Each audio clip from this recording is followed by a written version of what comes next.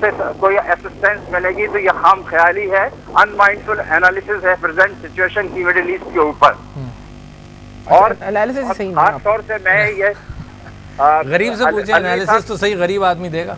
अलवी साहब से मैं ये कहना चाहूंगा, पहले यार अपनी पार्टी तो ऑर्गेनाइज करो, सारे मुल्क से फैलाओ। मेरी पार्टी की फिक्र मत करो, मुल्क की फिक्र कर लो बस। हम आपसे भी क्या कहते हैं, अपील करते रहे, अब हम चैलेंज कर रहे हैं।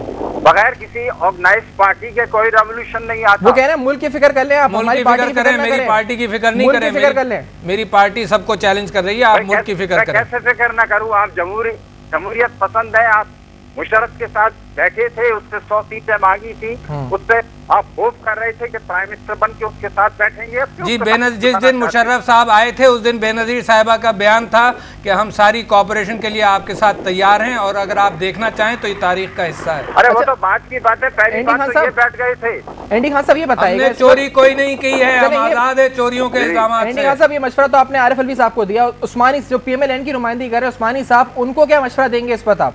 उन्हें मशवरा यही है कि हम और आप भाई भाई हैं।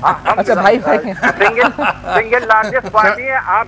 सर अभी भाई माजरत के साथ एंडी खान साहब, माजरत के साथ मैंने एक बात पूछनी है। भाई भाई का आप कह रहे हैं भी थोड़ी देर कल हम भी यही कह रहे हैं, आप दोनों भाई कह रहे हैं भाई भाई, तो सब कह रहे हैं भाई भाई है, तो वही आप क्या कर रहे हो। परसों आपके वजीर दाखिला साहब ने तो पीपुल्स पार्टी और PMLN जो है वो दोनों पार्टियां स्टेज पर हैं, और मियां साहब समझते हैं इस बात को, और कुछ भी नहीं होगा। तो सर मियां साहब समझते तो मियां साहब की बात को इतना बुरा क्यों माना जा रहा है? जुल्फिकार मिर्जा साहब तड़ियां क्यों लगा रहे हैं? सही है, तो आपको पूरा